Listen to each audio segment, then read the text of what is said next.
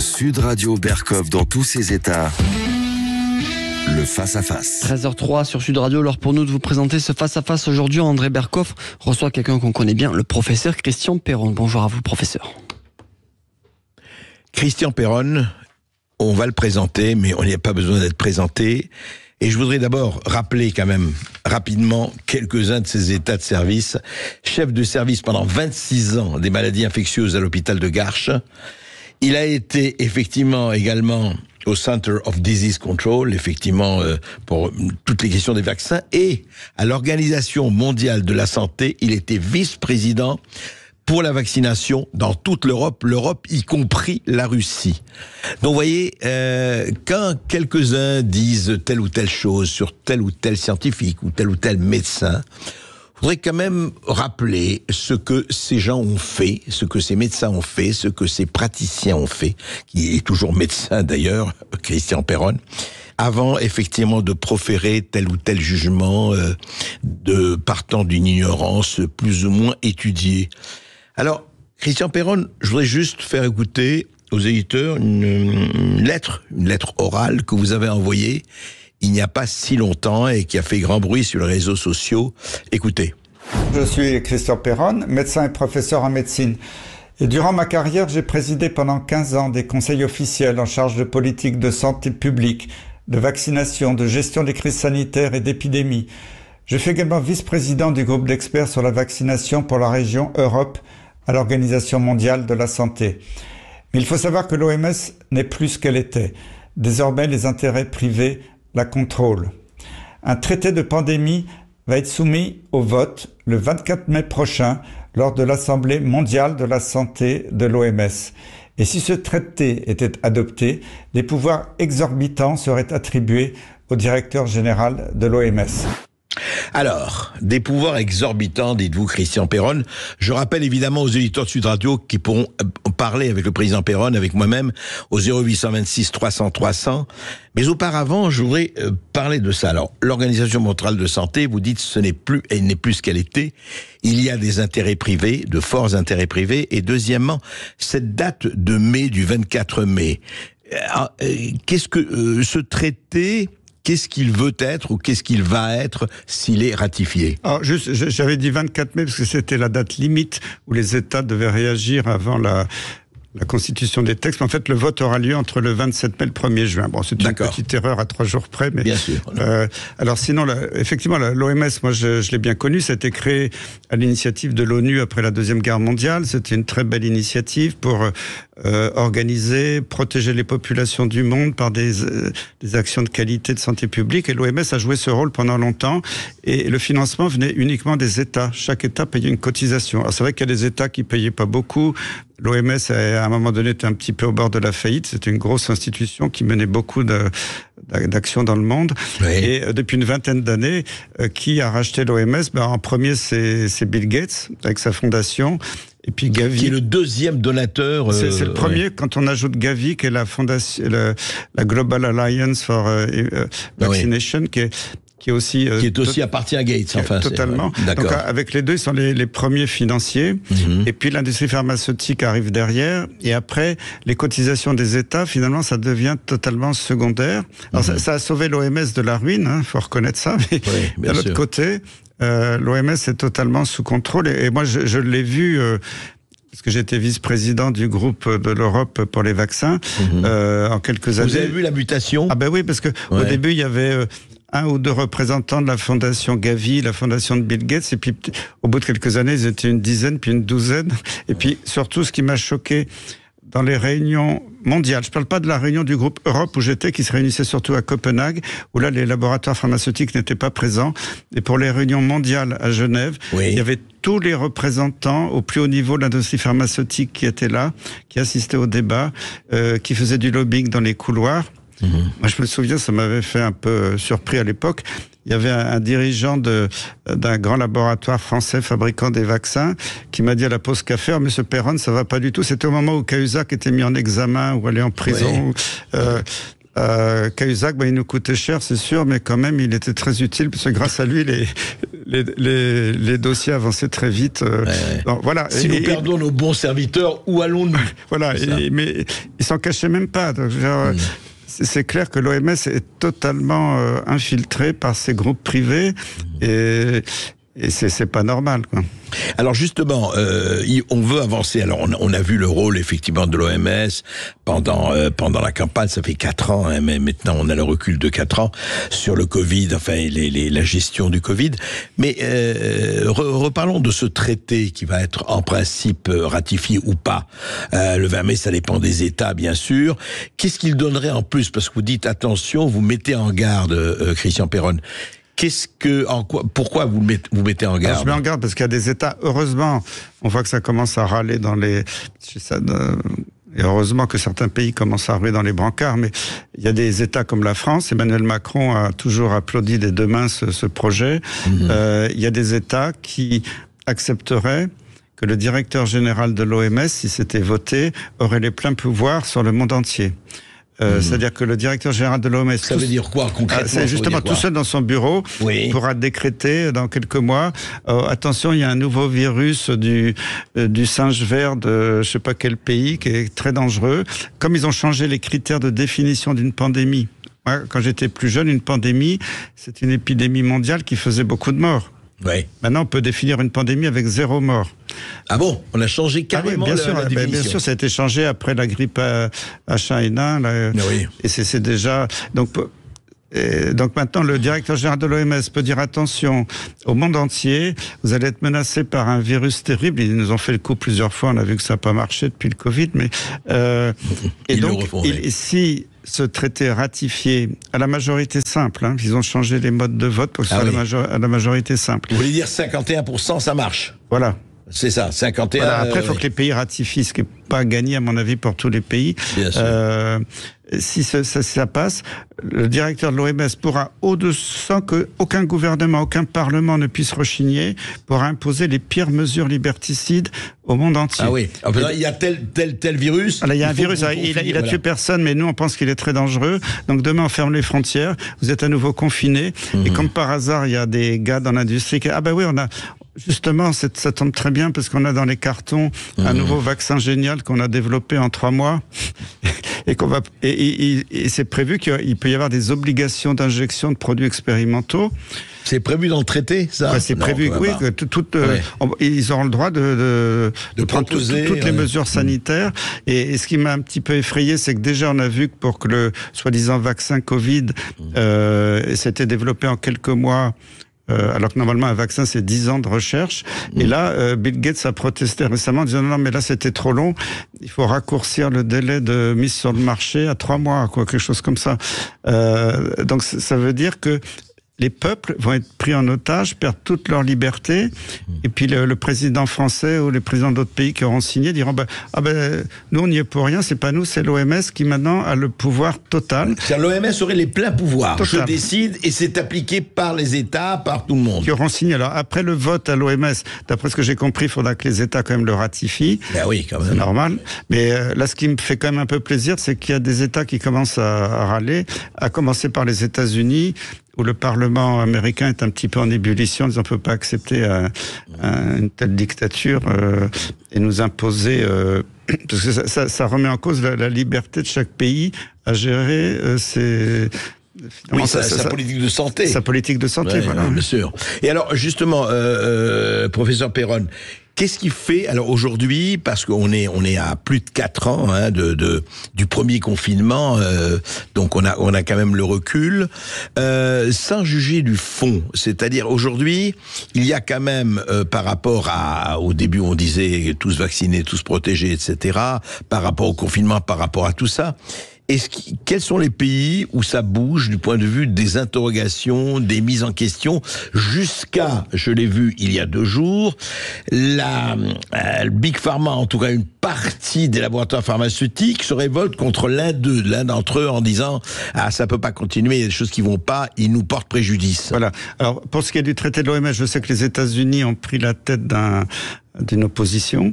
Après, je sais qu'il y a quelques autres pays, alors je n'ai pas révisé lesquels, mais il y en a en Europe et dans d'autres régions du monde.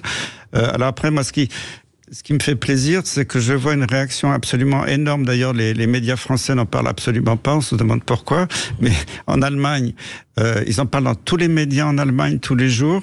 Ils parlent de quoi exactement? Le ministère de la Santé allemand est mis sur la sellette parce que maintenant, il y a les preuves qui sont sorties qu'ils avaient connaissance de données sur l'inoculation, sur les mesures qu'ils ont prises, très coercitives pour la population. Plusieurs mois avant qu'ils prennent ces mesures, ils savaient déjà que ça ne marchait pas. C'est un énorme scandale ce qui se passe aujourd'hui en Allemagne. Pas un mot dans les médias de grand chemin en France.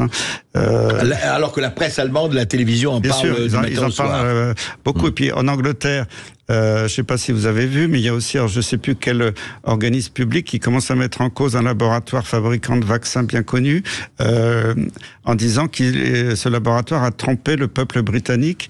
Donc ça commence à chauffer beaucoup, parce que l'Allemagne et la Grande-Bretagne, c'est pas des petits pays en Europe. Bien sûr. Et il y a que la France qui est comme ça, complètement sous la chape de la censure, et on ne parle de rien. Tout va bien, Madame la Marquise. Bah écoutez, tout ne va pas si bien, Madame la Marquise, puisque nous on en parle et avec vous. On va reprendre cette conversation avec Christian Perron tout de suite. À tout à l'heure. Sud Radio, votre attention est notre plus belle récompense. Merci à toutes vos équipes pour la radio du rugby parce que grâce à vous, on peut suivre les matchs et c'est juste génial. Sud Radio, parlons vrai. Ici Sud Radio. Les Français parlent au français. Je n'aime pas la blanquette de veau. Je n'aime pas la blanquette de veau. Sud Radio Bercoff dans tous ses états.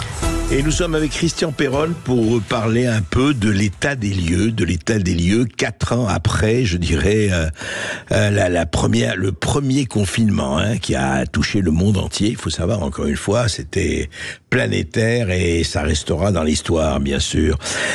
Vous dites, Christian Perron, que l'Allemagne et l'Angleterre, parlant des États-Unis aussi, sont un peu à la pointe de mise en question.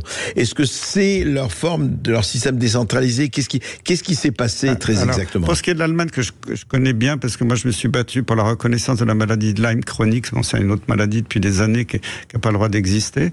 J'avais vu qu'en Allemagne c'était plus ouvert, parce que l'Allemagne c'est un État fédéral avec des landes, et chaque lande a son propre ministère de la Santé.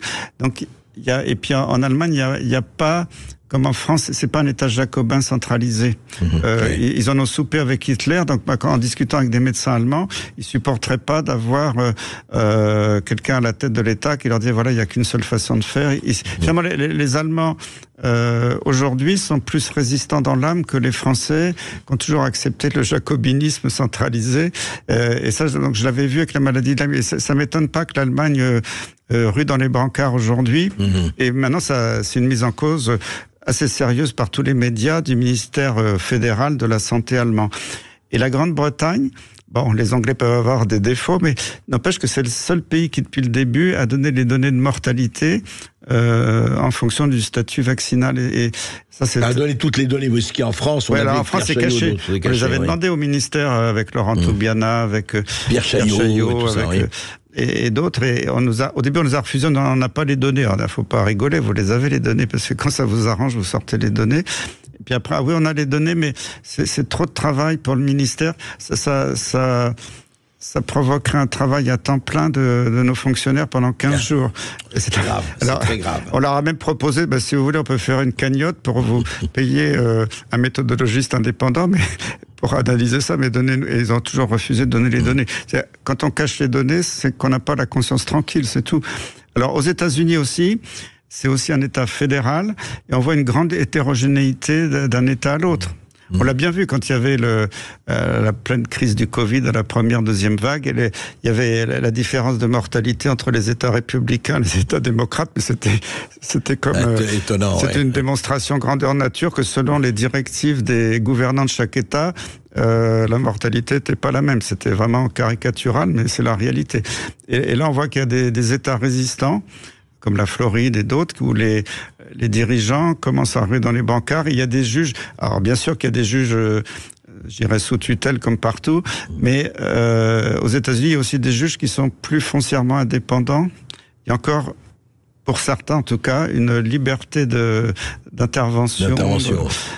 Et on voit qu'ils lâchent pas, qu'ils commencent à lancer des procédures gigantesques contre l'industrie pharmaceutique. Et moi, je pense qu'ils vont finir par gagner parce que on le voit que ça sort de partout. Là. Oui, en fait, il y a des procès contre l'industrie pharmaceutique, des procès contre tel ou tel gouverneur qui avait décidé telle ou telle décision, etc. Oui, et en fait, la France est un peu en retard là-dessus. La France est sous chape de plomb. Notre président a donné des milliards aux médias pour ne rien dire. Ils sont très obéissants et on ne parle de rien. Je sais quand j'ai fait mon appel sur le traité de l'OMS il y a quelques jours, c'était. Oui, il y a quelques jours. Puis en plus c'est viral. Il a été traduit en anglais. Il a fait le tour du monde. Donc je suis très très heureux.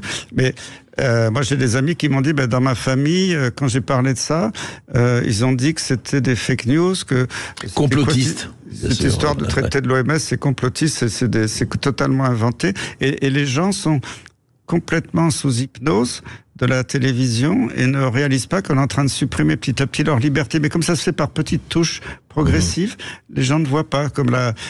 J'ai toujours l'image de la grenouille qu'on plonge dans l'eau tiède. Au début, elle est contente, elle a chaud. Puis après, on monte la température. Après, elle a plus l'énergie pour sauter de la casserole et se sauver. Elle meurt. Alors que si on la mettait d'emblée dans l'eau bouillante... Oui, vous voulez dire, c'est pas la Gestapo à 6h du matin, on prend ça soft, mais c'est tranquille. Soft, c'est beaucoup plus intelligent, entre guillemets, parce que c'est diabolique, mais... parce que si on avait annoncé 1 an avant le Covid, toutes les mesures qu'on allait prendre contre les Français l'année d'après, les gens m'auraient dit, mais t'es complètement délirant, t'es complotiste, tu racontes n'importe quoi, on est en démocratie quand même. Et puis, les gens l'ont accepté, parce qu'on leur a tellement fait peur qu'ils ont tout gobé. Oui, mais en même temps, quand même, il y a beaucoup de gens, on sait, on ne va pas revenir sur ce qu'il y a eu avec les soignants suspendus, etc., etc. Mais il se fait que il y a donc une partie des gens qui disent, attendez, on peut se poser des questions, et c'est vrai, et Dieu sait, si on se pose pas de questions, on parle de quoi. Mais à votre avis, Christian Perrin, tel que vous voyez les choses partir, qu'est-ce qui a fait, effectivement, parce que vous n'êtes pas, vous, anti-vaccin, c'est le moins que l'on puisse dire, vous êtes vaccinologue. Qu'est-ce qui a fait que là, on a l'impression que quelque chose s'est passé en disant, il faut que vous... effectivement, vous parliez des vaccins, il faut 5 ans ou 10 ans pour qu'on les mette sur le marché. Là, en 3 mois ou 6 mois... Qu'est-ce qui fait qu'il y a eu cette bascule? Est-ce que c'est H1N1 qui avait préfiguré? Qu'est-ce qui a fait que cette bascule en disant, écoutez, c'est comme ça que ça va se passer? Et qu'est-ce qui fait que dans beaucoup de pays, j'en parle, je vais vous citer une chose, moi, ce qui m'a frappé il y a 3 ou 4 ans, j'étais au Mexique, à Tulum, je me rappelle, et dans les pharmacies, vous aviez des panneaux devant la pharmacie sur le trottoir, en disant, ici, vente libre, même pas besoin de prescription de ivermectine, azithromycine, etc., etc., etc. Qu'est-ce qui fait que certains pays, ça ne jouait absolument pas, et d'autres pays, attention, si vous ne le faites pas, c'est très grave. Je pense que tout ça a été organisé par des puissances supra-État, quoi. C'est ce projet de gouvernement mondial qui est toujours dans les mains de quelques familles dans le monde, de milliardaires, et qui ont organisé ça. Là, récemment, je sais que Xavier Zalbert sur François a reparlé, il l'avait déjà dit il y a plusieurs années, il a comparé l'état du Pará et l'état de l'Amazonie, où dans un état, par exemple, l'hydroxychloroquine était quasiment interdite, et dans l'autre, au contraire, elle était distribuée, encouragée, on en donnait dans toutes les pharmacies, et les résultats sur la mortalité étaient totalement différents. Et le Brésil, c'est un grand état fédéral aussi très hétérogène, avec des résultats ces grands états fédéraux, comme les États-Unis, le Brésil, on a vu des résultats très différents d'une région à l'autre. C'est ça qui est intéressant à voir. Oui. La France est plus petite, et en fait, en France, tout est centralisé. Oui, on revient au jacobinisme. Il n'y a pas trop de place à la marginalité, quoi. Et vous, alors, quand vous avez eu, vous-même, Christian Perrin, quand on a commencé à vous traiter, effectivement, comme d'autres entre guillemets, charlatans, qu'on peut dire, ne connaissant rien, etc., quand il y a eu cette espèce d'offensive assez généralisé, sans parler on vous a écarté et marginalisé. Vous l'avez vécu comment, maintenant, avec le recul? Au début, c'était un peu dur, ça a quand même généré du stress, en disant, mais qu'est-ce qui se passe, je comprends pas. Puis après, maintenant, avec le recul, moi, je vois que tout ce que j'ai dit depuis mars 2020, j'avais raison. ça les embête, parce que il y a certains experts qui un coup sont allés à droite puis à gauche et puis ont tourné en fonction du vent. Moi, j'ai jamais changé. Et quand je regarde a posteriori tout ce que j'ai dit s'est avéré vrai. Donc vous ne reniez pas renier. Non, je ne renie rien. Vous dites pas à des moments non, je me suis trompé. Là, jamais. Et c'est un petit peu ma fierté aujourd'hui d'avoir résisté. Et puis moi, j'ai appris des philosophes que si on vous attaque, si par exemple on m'attaque et que je pense avoir fait des choses pas bien, c'est normal que ça me touche personnellement. Mais si on m'attaque et que je sais que c'est pas vrai, maintenant ça glisse sur moi comme de la toile cirée, ça ne me touche pas. Oui, ça vous touche plus du tout. Ouais. Écoutez, c'est une bonne chose et en fait, à votre avis, là, est-ce que vous sentez quelque chose qui est en train de vraiment bouger, même en France? Je pense que ça bouge beaucoup. Alors, pas trop en France encore, même si la presse. Moi, je compare ça à une cocotte minute. Vous savez, les journalistes en mettent des couvercles partout parce que les scandales. Quelqu'un qui vraiment est futé cherche l'information en dehors de la télévision, je dirais. Nationale, peut trouver sur les télévisions alternatives comme chez vous, sur les réseaux sociaux, toutes les informations. Elles sont déjà sorties. Elles sont sorties, oui. Mais comme les journalistes mettent des couvercles dessus partout dans fake news, on a des fact-checkers professionnels qui lisent tout ça, c'est de l'infox. C'est pas encore vraiment sorti pour une majorité de citoyens, mais à force de mettre des pressions, des couvercles sur la pression, une cocotte minute, s'il n'y a pas la soupape de sécurité, à un moment donné, le couvercle, il pète. Et c'est ce que je pense qu'il va se passer bientôt, quand on voit ce qui se passe dans certains pays déjà. Et ça, pour moi, ça me rend quand même optimiste pour ce qui va se passer dans un avenir proche. On ne pourra pas continuer à manipuler les gens, surtout les morts dans tous les pays. Même c'est reconnu officiellement. La chute de la natalité, c'est reconnu officiellement. À chaque fois, ils disent « Ah oui, ça c'est curieux, mais on ne sait pas d'où ça vient. » Ils disent « Oui, ça a commencé il y a 20 ans, c'est faux. Il y a un pic à partir de 2021-2022. » Et puis on peut parler des effets secondaires ou des effets dommages collatéraux. Pendant un moment, on ne pouvait pas en parler. On n'avait pas le droit d'en parler. On n'avait pas le droit d'en parler du tout. On va continuer après cette petite pause avec le professeur Christian Perron. Et puis vous, auditeurs de Sud Radio. Oui, au 0826 300 300 pour réagir, pour intervenir, pour poser toutes vos questions. 0826 300 300, vous nous appelez. Et Emmanuel est là au standard pour vous répondre. À tout de suite sur Sud Radio. Sud Radio Berkov dans tous ses états. Appelez maintenant pour réagir 0826 300 300. Ici Sud Radio. Les Français parlent au français. Les carottes sont cuites. Les carottes sont cuites. Sud Radio Berkov dans tous ses états. Et nous sommes toujours avec le professeur Christian Perron, vaccinologue. Je rappelle effectivement que pendant 15 ans, pendant des années, il a été à part les 26 ans à l'hôpital de Garches, comme chef du service des vaccinologues, et l'OMS, l'Organisation mondiale de la santé, où il dirigeait toute la section vaccins, le contrôle des vaccins, pour l'Europe. Et l'Europe, la grande Europe, y compris la Russie.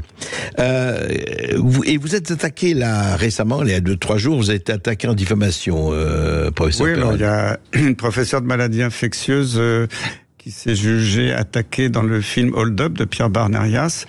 Donc elle a attaqué en diffamation Pierre Barnerias. Moi, parce que j'avais un propos sur la chloroquine, moi je l'ai jamais cité, donc je l'ai jamais diffamé. Mais comme il y avait une juxtaposition d'images, elle a jugé, comme je réagissais après elle, que c'était une attaque contre elle, parce que là. Alors que vous n'avez pas parlé d'elle. Elle avait réussi à convaincre un juge que le fait d'avoir une opinion divergente de son opinion, c'était nuire à sa réputation, donc c'était assimilable à la diffamation. Moi, je suis un peu tombé de ma chaise parce que je n'ai jamais cité cette femme. J'ai toujours été très respectueux vis-à-vis de mes collègues. J'ai jamais attaqué personne. Ce qui m'a fait plaisir, c'est quand j'étais devant le Conseil de l'ordre, la Chambre disciplinaire a reconnu dans son avis public, dans son verdict, qu'à aucun moment j'avais dérivé de la déontologie médicale, à aucun moment je n'avais diffamé des collègues, j'avais juste émis des avis scientifiques divergents. C'était exactement le cas. J'avais un avis sur les traitements précoces du Covid. J'ai jamais cité une seule fois cette personne. Donc j'ai pas compris ce qui s'est passé. C'était pareil. Martine Vonner a été attaquée pour les mêmes raisons. L'ex-député, oui, il faut le rappeler. Il y a un pharmacien malheureusement qui est décédé depuis la mise en examen. Voilà. Et Pierre Bardarias a cité des extraits de télévision de cette personne sans émettre de jugement personnel, et en citant quand même ses conflits d'intérêts, mais ça allait pas au-delà. Et donc cette personne s'est sentie attaquée. Jugement bientôt, jugement quand? Le jugement, ils ont annoncé pour le 31 mai. Donc, moi, je veux pas me prononcer sur le jugement. Les débats ont été sereins. Moi, j'ai fait valoir ma position. Donc, moi, je voyais pas dans quoi j'avais jamais diffamé personne. On verra. Je laisse les juges délibérer tranquillement. Je veux pas interférer là-dedans tant qu'il n'y a pas eu un verdict. Bon, ben voilà, écoutez, vous le rappelez, il faut le savoir. Esteban, je crois que nous avons beaucoup d'auditeurs. Beaucoup d'appels, effectivement, André. Nous avons Philippe qui nous appelle depuis Caen. Bonjour Philippe. Bonjour Philippe. Faut que je mette mon casque. Bonjour André, bonjour professeur Terol. Alors, je vais vous dire, professeur, je suis fier d'avoir des gens comme vous en tant que médecin, professeur et le professeur Montagnier. Ouais. Alors moi je vais vous dire une chose, pour moi là dans ce que j'ai entendu au niveau de l'OMS mais notamment, pour moi vous êtes un lanceur d'alerte, mais vraiment avec toutes les noblesses, la noblesse je dirais des lettres. Alors ce qui me pose un souci dans tout ça, c'est le rôle de Madame van der Leyen, etc. Parce que et les échanges avec Monsieur Bourla. Parce qu'on pourrait faire un tir groupé, parce qu'on est à la fois là entre Soleil Vert et puis George Orwell. Et puis le parrain. Et le parrain. Mais moi, je vais vous dire une chose, je vais être un peu cru, mais c'est à tomber le cul par terre. Là, il faut quand même que les gens se réveillent, parce qu'on n'est pas lobotisé, et vous êtes un lanceur d'alerte, et il faut que derrière, il y a des relais d'information. Et André, vous pouvez pas mieux tomber, c'est la meilleure émission de France. Mais franchement, là, non, là, il faut aller plus loin. Mais, je dirais, creuser aussi davantage, puisque la Commission européenne est quand même assez minée par la corruption, emmener en même temps dans ce dossier-là Madame van der Leyen, parce que là, c'est plus possible. Voilà. Alors, oui. Merci beaucoup pour votre témoignage qui me touche. Alors, pour Madame van der Leyen, il faut savoir qu'elle s'est attribué des pouvoirs qu'elle n'avait pas. Elle n'a pas été élue. La Commission européenne n'a aucun mandat pour s'occuper des crises sanitaires, de la médecine ou même des guerres. Alors, pourtant, c'est elle qui, comme ça, en son propre nom, dépense des milliards pour acheter des soi-disant vaccins. Les gouvernements le laissaient faire. Les gouvernements le laissaient faire. Totalement. Et puis même le Parlement européen était totalement passif, c'est ce qui est totalement ahurissant. Alors après, il y a beaucoup de procédures judiciaires en France, en Belgique, dans différents pays européens, aux États-Unis. Je ne vais pas rentrer dans le détail. Je sais que nous, moi, avec l'association Bon Sens, on a participé à tout ça. Pour l'instant, tout est un peu gelé parce qu'on a l'impression que la justice n'ose pas intervenir. Il y a des pressions colossales. Mais bien entendu que tout ça est extrêmement choquant. Mais là encore, il y a tellement de données qui sortent que cette dame, elle doit pas être très à l'aise actuellement. Et je pense que il va y avoir un revirement bientôt. Moi, je le sens. Sentez ça. On remercie Philippe et on accueille Patrick qui nous appelle depuis Bègle en Gironde. Bonjour Patrick. Bonjour Patrick. Oui, bonjour. Voilà, moi je suis pour un témoignage. Donc moi j'ai toujours fait confiance au gouvernement français pour les questions de santé, jusqu'en 2020-2021. Bon, donc je me suis fait vacciner contre le Covid. J'ai fait vacciner mes deux filles. Et là où j'ai perdu confiance, c'est qu'en fait mes deux filles ont attrapé le Covid un peu après avoir été vaccinées. Donc là, je me suis dit, on nous a menti, mais et je trouve ça vraiment intolérable parce que quand même la santé, c'est quand même un bien très précieux. Et je ne comprends pas que le gouvernement se soit embarqué dans ces mensonges. Et le problème, c'est que maintenant, en fait, moi, je ne sais plus à qui faire confiance. Je ne ferai plus faire confiance au gouvernement actuel, ça c'est clair. Parce qu'ils sont trop. Mais c'est terrible ce que vous dites, Patrick. Vous dites, je ne sais plus à qui faire confiance. Ça, c'est grave. Et ça, c'est dramatique. Je vois même sur les vaccins. Moi, avant, j'étais pro-vaccinal. Bon, il y avait quelquefois des effets secondaires. L'industrie n'avait pas toujours fait les choses très correctement. Mais enfin, c'était pas trop méchant, disons, à l'époque. là maintenant, la population a totalement perdu confiance dans les vaccins, quels qu'ils soient. Et ça, c'est dramatique. C'est grave. Et c'est grave. Parce qu'il y a des vaccins qui sont de très bons vaccins. Voilà. Ah oui, bien sûr. Et donc, ce que vous dites est tout à fait vrai. Cette perte de confiance, c'est quand par exemple, vous dites que votre enfant a été inoculé, a fait le Covid, mais ça c'est courant. Moi j'ai rencontré quand j'étais à Washington, là au Sénat, un médecin américain assez militant. Il m'a dit, là, il avait 4 enfants. Son aîné médecin, jeune médecin, a suivi son père, s'est pas fait inoculer, a été très bien. Le reste de la famille aussi, mais le petit dernier qui était l'adolescent, qui voulait emmerder son père, comme souvent les adolescents, par réaction, il s'est fait inoculer 4 doses, mais il a fait, alors que le reste de la famille a fait une fois un Covid pas trop méchant, puis c'était terminé pendant plusieurs années. Ce fils inoculé, il s'est fait 4 Covid très sévères. Un jour, il est arrivé dans la chambre de ses parents, il s'est écroulé par terre, il a perdu connaissance. Heureusement, il n'a pas fait l'AVC, mais il était pas loin. Et voilà, c'est des exemples qu'on entend partout. Ça a favorisé plutôt des formes plus sévères de la maladie, puisqu'il y avait une sélection un petit peu des mutants à cause du produit. Ouais, c'est en même temps, c'est juste un mot. Je répète ça sans jouer l'avocat de qui que ce soit.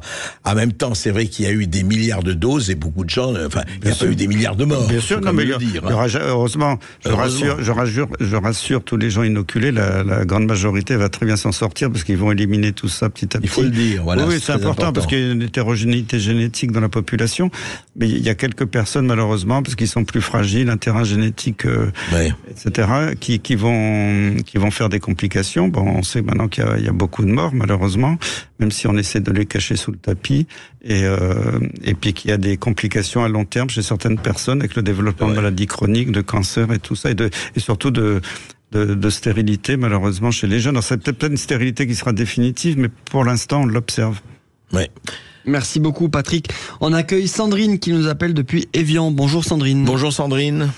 Bonjour à tous et puis merci et bravo à vous deux vraiment pour votre constance, parce que c'est important de rester constant en ce moment, tout varie, tout va dans tous les sens. Et alors je voulais juste commencer par dire vive la science en toute conscience. C'est très important pour moi. Absolument.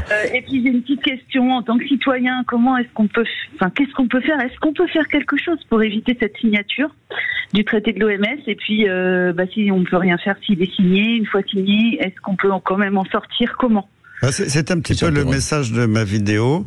Parce que je disais, nous on se bouge tous, mais le message c'était un peu de dire aux Français, puis aux francophones, parce que ça fait, et même aux autres pays, parce que c'était traduit, ça commence à faire le tour du monde.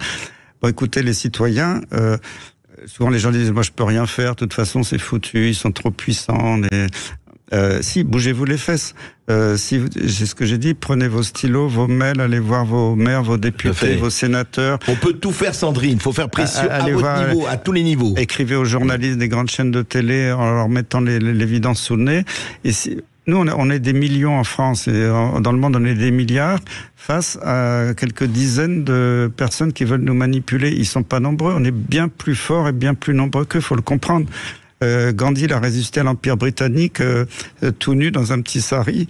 Non mais il faut apprendre à dire non. Chaque citoyen maintenant. Je comprends qu'au début les citoyens pendant la crise ils étaient pas éclairés, ils ont accepté parce qu'ils avaient très peur. Maintenant qu'ils ont pris du recul, on va nous sortir bientôt un nouveau virus pandémique terrible qui va être le même qui va nous. Ah, vous croyez que ça va sortir? Ils l'ont déjà annoncé, ils ont dit le virus X, ils l'ont dans les cartons. Le Japon, je crois. Oui, la bactérie du Japon, et la variole du singe qui a fait flop. Il y a l'année dernière, Bill Gates a dit qu'il y a le nouvel entérovirus qui allait décimer les enfants. Puis finalement, il s'est rien passé parce que c'est bon. Voilà. Si les citoyens maintenant qui sont éclairés de plus en plus disent non, réagissent. Expriment leur colère auprès de leurs élus. Moi, je pense que ça peut avoir un impact majeur. Merci beaucoup. Merci beaucoup, Sandrine. On va marquer une courte pause sur Sud Radio. On se retrouve dans un instant. Le professeur Perron est avec nous, 0826 300 300, pour lui poser toutes vos questions. À tout de suite. Sud Radio Berkov dans tous ses états, midi 14h. André Berkov. Ici Sud Radio. Les Français parlent au français. Je n'aime pas la blanquette de veau. Je n'aime pas la blanquette de veau. Sud Radio Berkov dans tous ses états. Et nous sommes toujours avec le professeur Christian Perron et surtout avec vous, auditeurs de Sud Radio. Et nous recevons Emmanuel de Pessac. Bonjour Emmanuel. Bonjour André, bonjour Monsieur Perron, Monsieur le professeur. Merci pour tous vos combats, parce qu'en fait vous êtes des phares dans la nuit. Hein. On a quand même vécu l'éclipse arrive aujourd'hui, mais je pense qu'elle est arrivée depuis 3 ou 4 ans sur nous. En fait, j'ai déjà dit ça sur votre antenne et je vous remercie de me recevoir à nouveau. Mais il ne faut pas déconnecter tout ce qui se passe avec un plan global. Parce que tout est quand même déjà marqué depuis longtemps. La pandémie pourrait créer un gouvernement mondial. C'était Monsieur Attali qui le disait, que vous avez reçu il n'y a pas longtemps d'ailleurs, André. Ouais, il y a quand même des choses qui sont quand même écrites depuis longtemps. L'Event 201, évidemment Bill Gates, vous en avez parlé tout à l'heure.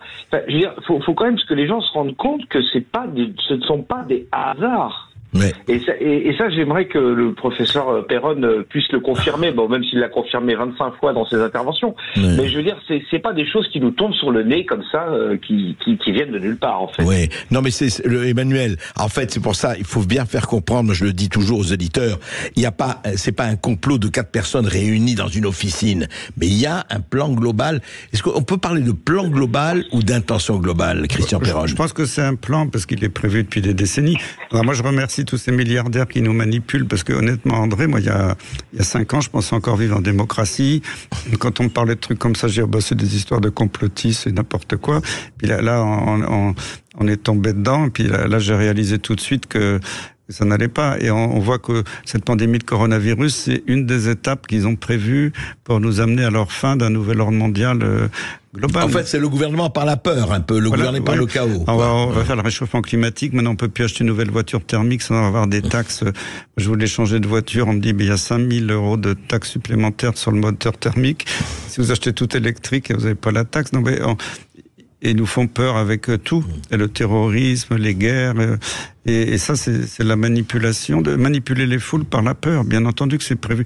Et quand on dit que c'est complotiste de dire ça, je rappelle quand même que la page de couverture du journal The Economist, un journal financier, en janvier 2019, il y avait tous les symboles de la pandémie de coronavirus. Vous pouvez aller voir sur Internet la page, il y a le pangolin. C'était en janvier 2020, je crois. 19. À 19, c'était 9 mois avant la pandémie. Ouais. Très intéressant.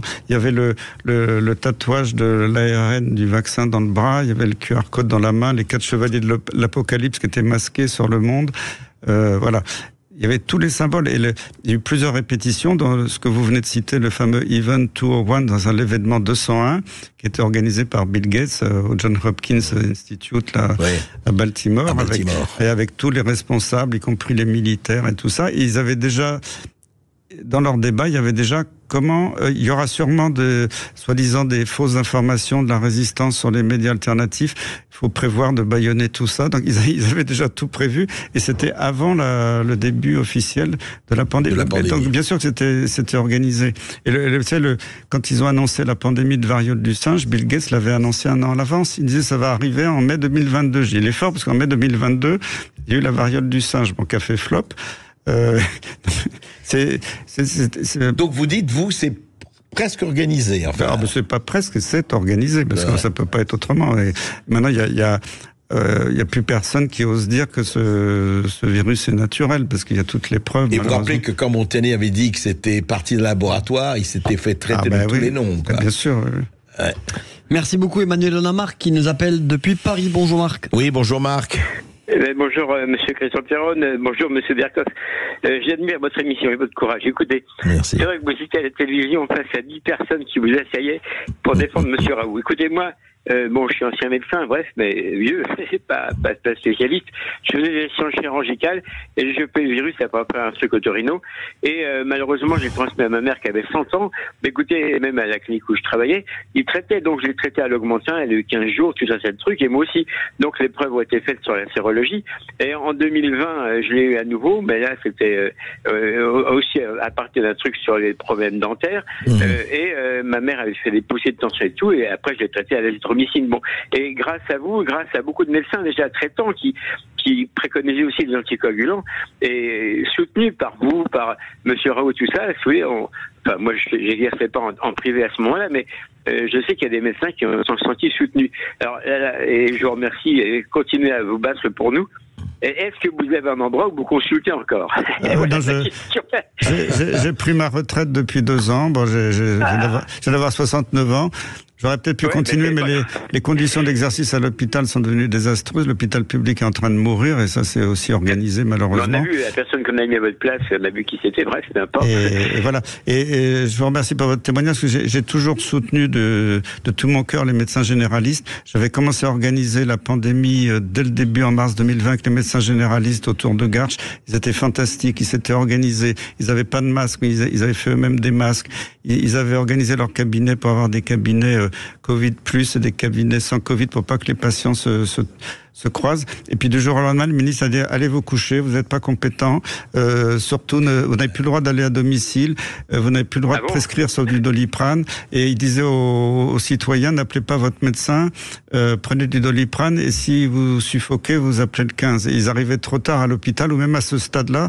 Souvent, les médicaments qui marchaient n'étaient plus efficaces quand c'était trop tard. Et quand j'ai été insulté, attaqué par des médecins syndicalistes en disant que j'avais un discours anti-médecin, anti-généraliste, ça m'a fait beaucoup de mal parce que moi au contraire, de tout mon cœur, je voulais me battre pour les médecins généralistes qui font un boulot de plus en plus difficile. Ils sont de moins en moins nombreux. C'est vrai. Ils craquent partout. J'admire leur travail, quoi. Ils sont dans des conditions très difficiles.